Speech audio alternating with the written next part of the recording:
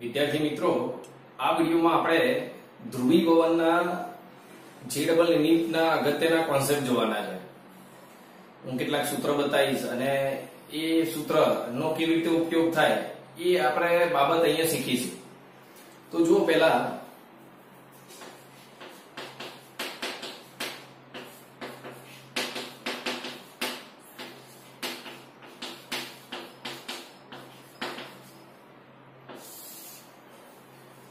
ध्रुवीभवननी अंदर आपणे बे नियमो शीख्या, एक मालसनो नियम अने बीजो बूस्टरनो नियम। હવે બંને નિયમોનો ઉપયોગ કેમનો કરવાનો, કેવી રીતે ક્વેશ્ચન પૂછાય છે એ બાબત આપણે અહીંયા સમજવાની છે। તો જો અહીંયા પહેલા આપણે લઈએ માલસનો નિયમ। માલસનો નિયમ માલસનો નિયમ શું હતો તમે યાદ કરો કે જ્યારે કોઈ પોલેરોઇડ પર એટલે કોઈ પાતળી પ્લાસ્ટિકની તકતી હોય અથવા તો કુદરતી પોલેરોઇડ એટલે ટુર્મિનિન પ્લેટ હોય કે જેના પર તમે અહીંયા અધ્રુવીભૂત પ્રકાશ આપાત કરવામાં આવે। આ રીતે અધ્રુવીભૂત પ્રકાશ તમે અહીંયા આ રીતે આપાત કરો છો। અધ્રુવીભૂત પ્રકાશ तो टुर्मिन प्लेट तमने मतलब पोलेरोइड पोलेराइजर पण कहेवाय। ए शुं आपशे तमने अहींया बहार तल ध्रुवीभूत प्रकाश आपशे। मतलब एनी जे दग अक्ष छे एने समांतर सदिशो ज एमांथी बहार आवशे अने बाकीना सदिशो जे छे अध्रुवीभूत प्रकाशना विद्युत क्षेत्रना सदिशो ए शोषाई जशे। लंब हशे शोषाई जशे, समांतरे बहार आवशे। અને જે લંબ નહીં હોય આમ ત્રાંસા હશે એનો સમાંતર ઘટક બહાર આવશે। તો યાદ રાખો, આપણે શું કીધું હતું તમે આગળ કોન્સેપ્ટ વિડિયોમાં જોઈ લીધો હશે તો પણ ફરીથી યાદ રાખો। ધારી લો કે તમે જે અધ્રુવીભૂત પ્રકાશ આપાત કરો છો એની તીવ્રતા I1 છે અથવા I ડેશ છે। તેમાંથી નિર્ગમન પામતો પ્રકાશ એટલે તલ ધ્રુવીભૂત પ્રકાશ एनी तीव्रता केटली होय तो ए हमेशा अर्धी ज होय। अध्रुवीभूत प्रकाश एक कोई पोलेरोइड पर आपात करवामां आवे त्यारे बहार निकळतो जे तल ध्रुवीभूत प्रकाश छे एनी तीव्रता अध्रुवीभूत प्रकाश करता अर्धी ज होय। हवे आ पोलेरोइड ने संपूर्ण एक भ्रमण आपीए अने संपूर्ण एक भ्रमण आपता आ जे तीव्रता है बदलाती नहीं એટલે કે અચળ રહે છે।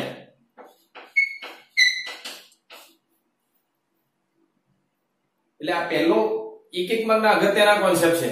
આગળ જો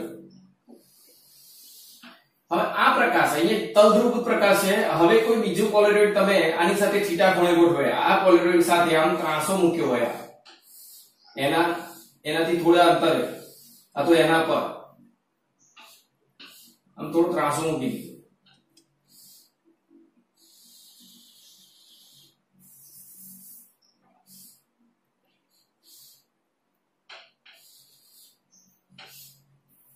બરોબર, આયની દળ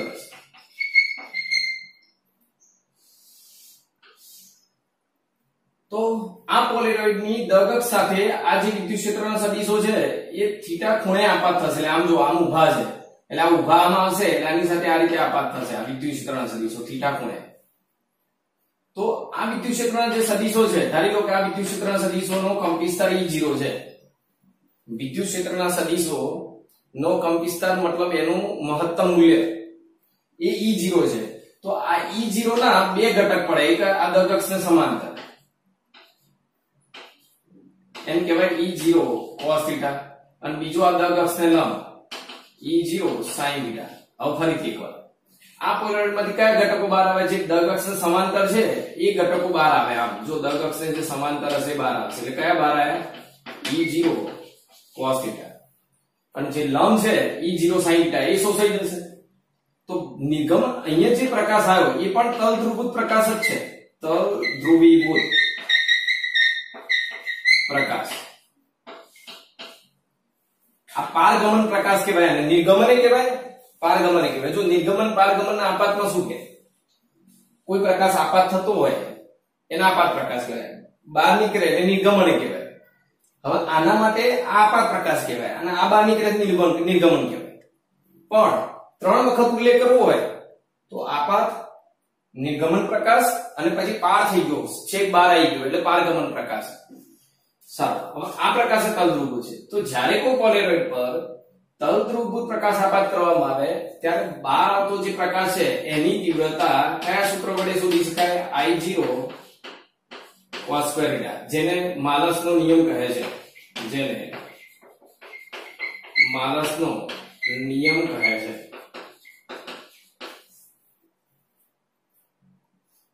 હવે જો આ સૂત્ર કેમનું સાબિત થયું એ સાબિત કરવું હોય તો જો તીવ્રતા, અહીંયા જે તીવ્રતા છે એ એના કંપનવિસ્તારના વર્ગના સમપ્રમાણમાં હોય.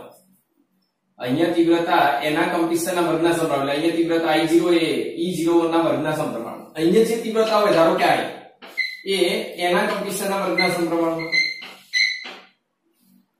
હવે બેનો ગુણોત્તર I/I0, I ના છેદમાં I0 તો E0 square cos square theta upon E0, E0 square આના છેદમાં એ લખી દો, E0 સ્ક્વેર કેન્સલ, I0 ગુણી નાખો તો I બરાબર I0 cos square theta. તો આ માલસનો નિયમ છે. ટૂંકમાં કોઈ પણ પોલેરોઇડ માંથી બહાર આવતા પ્રકાશની તીવ્રતા શોધવી હોય તો એ માલસના નિયમ પરથી શોધી શકાય.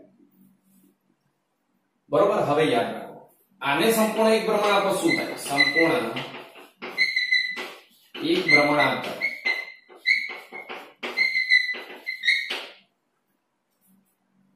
હવે સમજો, આ જે વિદ્યુત ક્ષેત્રના સદિશો ઊભા છે, તમે પોલેરોઇડ આમ મૂક્યો હોય એટલે જે ઊભા સદિશો છે એ બહાર આવશે. એટલે જો બધા સદિશો બહાર આવશે એટલે તીવ્રતા મહત્તમ હશે. પછી આ પોલેરોઇડ ફેરવીને તમે આમ લંબ કરી દીધો તો આ સદિશો તો ઊભા હતા, જો આ ઊભા છે અને આની દગક્ષ તો આમ થઈ ગઈ એટલે કોઈ સદિશ બહાર આવશે નહીં, મતલબ તીવ્રતા 0 થઈ જશે. એટલે પહેલી દગક્ષ આમ હોય ઊભી, મતલબ આગળના પોલેરોઇડ ને સમાંતર હોય, થીટા ખૂણે હોય, ત્યારે તીવ્રતા મહત્તમ.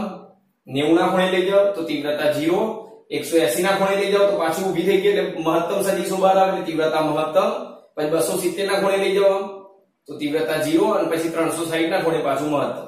તો અહીંયા તીવ્રતા 2 વખત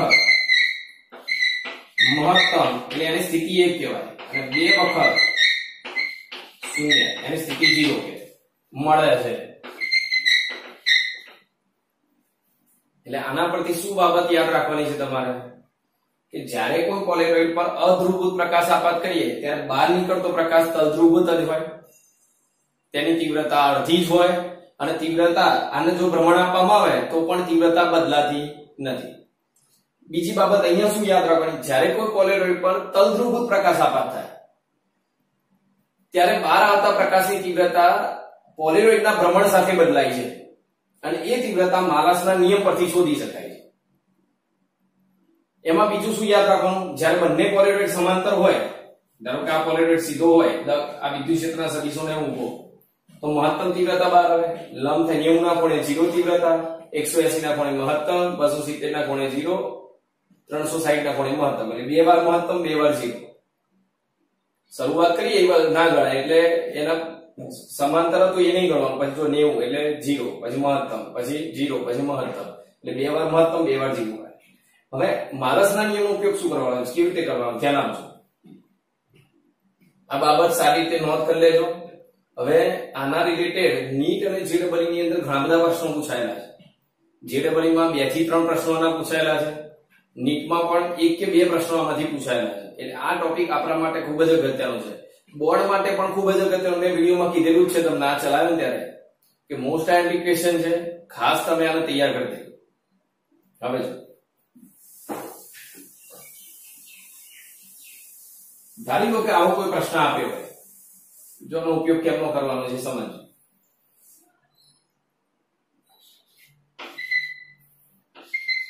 બે પોલેરોઇડ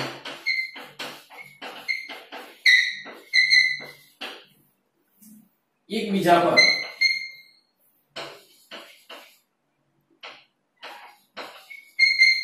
અમુક કોણે રહે, અમુક કોણે રહે તેમ મૂકેલ છે. જો પારગમન પામતો પ્રકાશ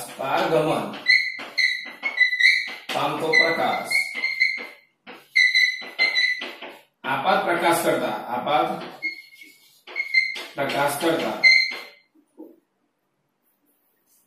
પારગમન પામતો પ્રકાશની તીવ્રતા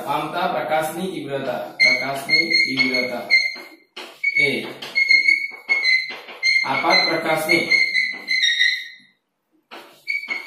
તીવ્રતા કરતા અડધી હોય.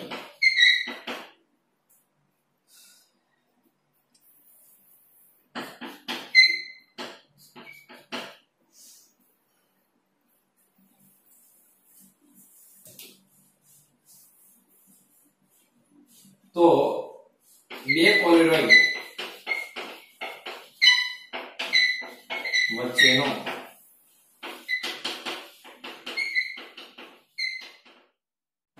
હવે વિદ્યાર્થી મિત્રો અહીંયા જો આવી રકમ આપી છે અને આ જે બાબત માલસના નિયમની જોઈએ આપણે એ કેવી રીતે ઉપયોગ કરવાનો. બે પોલેરોઇડ એકબીજા સાથે અમુક કોણે મૂકેલા છે. જો પારગમન પામતા પ્રકાશની તીવ્રતા એ આપાત પ્રકાશની તીવ્રતા કરતા 1/4 ભાગની હોય તો બે પોલેરોઇડ કેટલા ખૂણે મૂકેલા હશે, મતલબ બંને વચ્ચેનો ખૂણો કેટલો હશે એ આપણે શોધવાનું છે. ચલો અહીંયા શું કરવાનું છે ધ્યાન આપજો. પારગમન પ્રકાશ કોને કહેવાય કે છેલ્લે બહાર નીકળે અને પાર થઈ ગયો એવું કહેવાય, પારગમન થઈ ગયો. એટલે પારગમન પ્રકાશની તીવ્રતા I એ આપાત પ્રકાશ, તો આપાત કયો કહેવાય? આ પારગમન બે પોલેરોઇડ છે એટલે આપાત પ્રકાશ આ થઈ ગયો. તો આપાત પ્રકાશની તીવ્રતા કરતા 1/4 ભાગની છે. ફરીથી